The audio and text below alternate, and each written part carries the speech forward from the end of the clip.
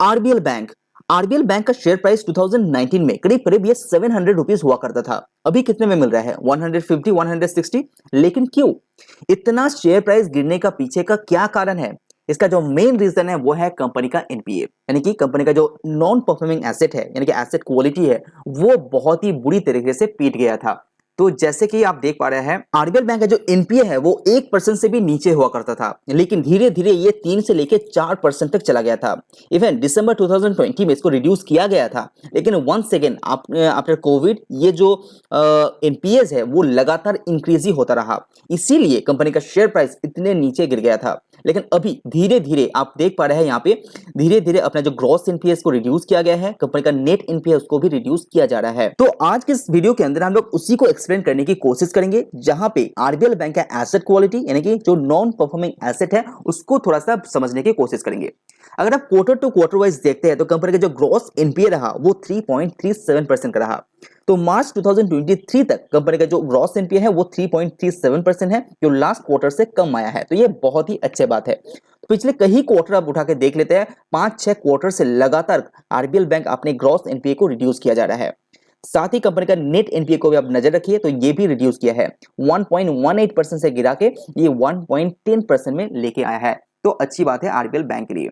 अगर आप amount wise देखते हैं तो यहाँ पे इस बार 2420 करोड़ का ग्रॉस एनपीए रहा, जो दिसंबर में 2469 करोड़ का था। तो अमाउंट वाइज भी इसको रिड्यूस किया है, परसेंटेज वाइज भी इसको रिड्यूस किया है। प्रॉब्लम कहां पे है? यहाँ पे थोड़ा सा दिक्कत जो दिखाई दे रहा है वो रहा कंपनी का क्रेडिट कार्ड के अंदर। बाकी सारे जो सेगमेंट है कंपनी का वहां पे ग्रॉस एनपीए कंट्रोल में आते हुए दिखाई दे रहा है। होलसेल की बात करें, माइक्रो फाइनेंस की बात करें, रिटेल एग्री की बात करें, तो हर जगह पे कंट्रोल में है। तो ग्रॉस एनपीए के अंदर इसीलिए सुधार देखने को मिल रहा है। नेट एनपीए की बात करते हैं, जो इस बार 1.10% का रहा और अमाउंट वाइज ये रहा 773 करोड़ का। लास्ट क्वार्टर में कितना था? 790। लास्ट ईयर कितना था? 807।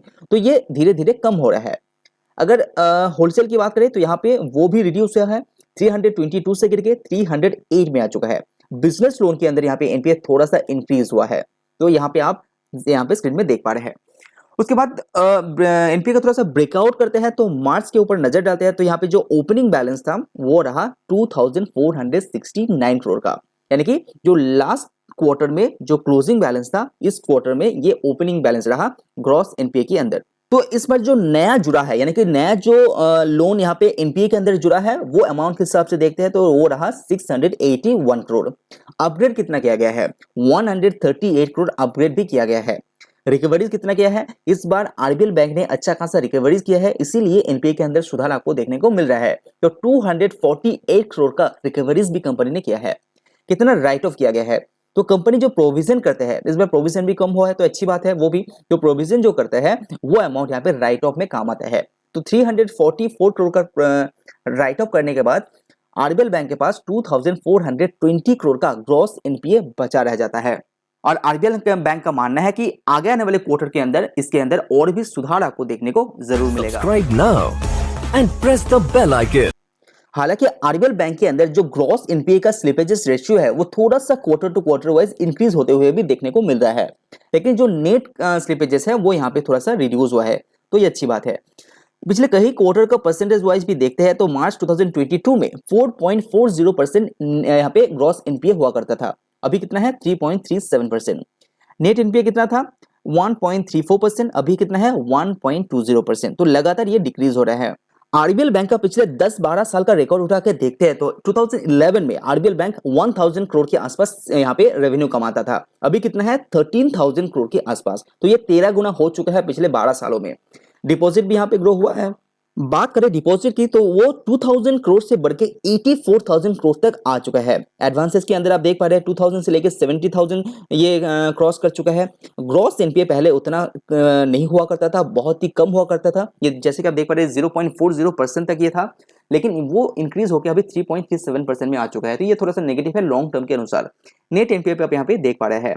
नंबर ऑफ एम्प्लॉय भी लगातार इंक्रीज किया है क्योंकि कंपनी अपने ब्रांचेस को इंक्रीज कर रहे हैं, जो अभी 517 है, तो 1000 से इंक्रीज करके 11,000 करोड़ तक लेके आ गया है। तो लॉन्ग टर्म के हिसाब से आरबीएल बैंक अच्छा रहा है। अभी जो प्रॉब्लम है वो है कंपनी का एनपीए। अगर यहाँ पे थोड़ा सुधार धीरे धीरे देखने को मिलेगा तो आरबीएल बैंक का share price once again 700 rupees को भी क्रॉस करेगा। क्योंकि कंपनी का जो बिजनेस है वो यहाँ पे बहुत ही अच्छी तरह से ग्रो हुआ है। तो आरबीएल बैंक अगर आपके पास है तो अच्छी तरह से रिसर्च कीजिए, उसके बाद ही लॉन्ग टर्म के लिए होल्ड करने की सलाह आप खुद को दे पाएंगे। वीडियो आपको पसंद आए तो लाइक जरूर कीजिए। आज वीडियो में इतना ही, सी यू ऑन नेक्स्ट वीडियो।